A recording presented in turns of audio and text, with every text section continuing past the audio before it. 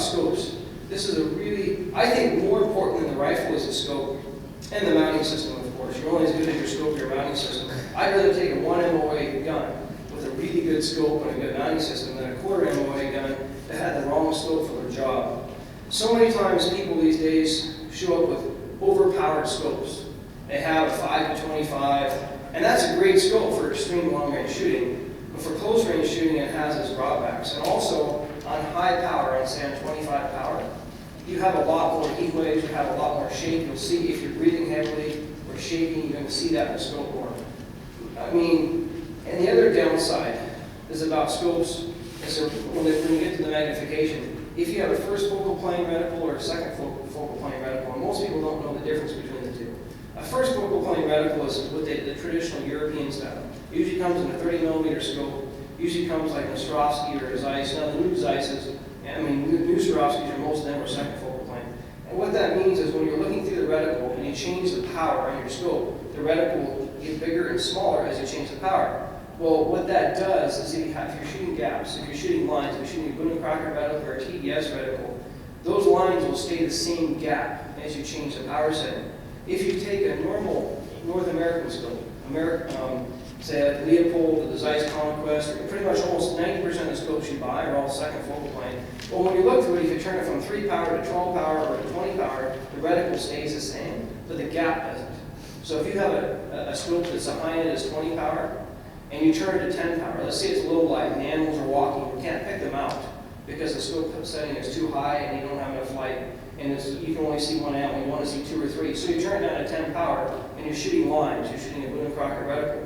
And let's say it's 500 yards. Well, and let's say that corrected for a 20-inch bullet drop. Well, if you shoot it on 10 power, you have a 40-inch bullet drop correction right now. So that means you're going to shoot over the top of the animal. I've seen that happen 3 different times because the guy had a second focal plane scope with a TDS or Boone and Crocker reticle, and he changed the power and then forgot to turn it back. So if he would have had a lower power scope, say like 14 or 15 max instead of 20, he could have left it on that power, or maybe been 1 power change off and still seen the animal. But it was physically impossible in the light we had to see it on 20 power. So shooting it on 10 and then forgetting at the last minute to turn it back, he missed the animal. And the one guy went home without a Marco Polo. The other one, we were able to get the animal later that day. But, I mean, that is, again, it's a little thing. It doesn't sound like much. But you spend all this time and money but don't know how to use your scope. It's not a good idea. So me personally, I like first focal plane, but unless you're used to them, that's the reasoning. And so also we were talking about turrets. A turret is nice because it doesn't matter what power your scope is on, or if it's first or second focal plane. A custom turret, as you adjust it should move it 1 MOA, whether it's on 3 power or 15 power. So that's the nice thing about turrets. The not so good thing about turrets is sometimes people forget to turn their scope back, and it can get turned. And anytime you move the scope, moving parts are more likely to fail than if you have a fixed reticle. But most people shoot better with a turret than they do with a reticle, because when you're shooting a reticle, especially if the animal's walking, your eye wants to go to the center of the scope. With a turret, you can leave your eye in the center of the scope. If you have a variable variable reticle, and you're shooting at 500 yards, you might be 3 or 4 lines down. So now you have to manually count the lines, because most lines in the scope are not numbered. So you got to go think, is that the 400-yard line? So some guys will have it, written on the scope, what line, the way it looks, so it's a visual. But so many times in the heat of the moment, in the heat of the battle, they use the wrong line, or they have the wrong power setting. So my opinion for most people is learn how to shoot both of them. I like a scope that has both reticles and turrets personally. The scope that I use is one that a guy named Daryl Holland has. It's called Advanced Reticle Technology. Is it the easiest scope to use? Not necessarily. Is it the most versatile? For me it is, because it has MOA lines, which I know the gaps are consistent. It has first focal plane or second focal plane, you choose. My particular scope is a Schmidt Bender, which is not light. You get a Leopold, you get a Night Force from him also. But I like the fact that it's first focal plane, it has both the turret and it has the line, so I can shoot anything. Some of the most common ballistic reticles you see out there are TDS, the BRX, which are both Swarovski. TDS they don't make anymore, but some people still have them. Boone and Crocker reticle. They also have the Marmot Hunter reticle from Leopold. Those are both Leopold. You got the Rabbit C, which is a Zeiss product. You have no dots, which is very old traditional military. You have the mill lines, and then you have the one I just mentioned, the Advanced Reticle Technology. And then you also have custom etch dots, like if you buy a gun from, say, Thompson Long Range, or they used to be Premier reticles, they would actually etch dots in your scope for different ranges. Well, the only problem is if you go from the sea level to 15,000 feet, especially if you're shooting over 500 yards, those lines are all going to be off. If you change from a high ballistic coefficient bullet to a faster and less ballistic coefficient bullet, those are going to be off. So that's really good if you want one gun. If you want the simplest system, that's why some people like the Thompson Long Range system. Me personally, if you want to change the bullet, you want to put that on a different gun, it's no good anymore. If you want to go from 0 to 5,000 feet or 10,000 feet, it's not going to work. So that's a very specialized product. And when you got the turrets, you can buy them either in MOA typically, which is the way most of the factory bench press guns come, or you can get a custom ballistic one, which you give the guy your ballistics, you give him this 3,000 feet per second, here's a BC, here's the temperature I'm going to be shooting in, here's the caliber, and they'll make you a custom one. You still need to prove that. Don't just assume that everything that they give you is going to be perfect. You still need to go to the range and make sure that it's shooting the way it should. I've seen, maybe the guy actually had too much coffee that day and used somebody else's ballistics or whatever. You don't know. So I personally like a ballistic turret that has MOA lines on it. So even if it has the ballistics for your specific gun, the best ones have also MOA lines, so you can check. Or if you're going to be shooting on a different caliber or a different gun, those MOA lines will not change. So when I shoot, I actually have something taped to the side of my stock that has a bullet dropped with different angles, wind drift. So it just gives me, if I change environments, I can just print out a new one and put it on there. If you do a lot of shooting and hunting at different places, you're going to need several turrets. So if you want a ballistic turret that's specific for your gun, you're going to need to get several different ones. Whether you're shooting Marco Polo or you're shooting animal, big difference in elevation, big difference in wind drift, they all matter, so you're going to need several of them. So that's why I just go with an MOA turret, me personally, and then I have the ballistic print out on the side of my stock. Again, it takes a little bit more time to learn, but there's also some advantages to it. But everything is usually a disadvantage and an advantage. So when you're zeroing your rifle, before we had the ballistic turrets, I used to zero my rifle for 300 yards for sheep hunting, for dangerous game hunting, maybe 150 yards. I never really liked 100-yard zeros. A lot of the military snipers and police people use 100-yard zeros because they're typically shooting a lot of times close. But for most people, I'd say a 200, and nobody really uses one, but actually a 250-yard zero is actually quite nice. But most of us now use a 200-yard zero because when you're shooting downhill, a 300-yard zero is going to hit higher than you think. So if you have a 300-yard zero, the maximum plane of the bullet is going to be at 180 to 200 yards. Well, if you're shooting downhill at, say, 40-degree angle and you have a 300-yard zero, and you're not thinking, hold on the bottom of the end, you will shoot over it typically. So that's a disadvantage of a 300-yard zero is extreme angles. People shoot high. 200-yard, you have less, you have more forgiveness. But if you don't have time to range find an animal quickly, and you have a 300-yard zero, it's more likely you're not going to miss. So if you're off between 300 and 400 yards with a 300-yard zero and a fast gun, you're only going to be about 8 inches low. If you have a 200-yard zero, you're going to be more like 12 to 16 inches low. So there's pros and cons either way. Usually with turrets and ballistic reticles, 200-yard zero. But if you have some of the scopes like the TDS or the Boone and Crockett system, and you have a super flat shooting gun and you shoot on a 200-yard zero, your other lines are going to be off. It's going to be such a flat shooting gun, you're going to shoot too high. So typically those are designed to be a 200-yard zero with a normal rifle, say like a 280 or a 30-06 or even a fast 308. And if you're shooting a 7 Remington Magnum 6.5, 284, 300 Winchester, you have to use a 300-yard zero. And you might even end up having to use a 270 or 325-yard zero. So more important is to find the 400 or 500-yard line, make sure it's hitting well, and then who cares if it's off and hitting 200 or 300 yards or 200 yards? Having that longer line is more critical. So those are things to all consider. That's again why I don't like the reticles that come pre-etched for like what I call a generic bullet. They work well and they're simple. If you're only shooting to 500 yards and you don't have the time to practice or the shooting range, they're probably easier.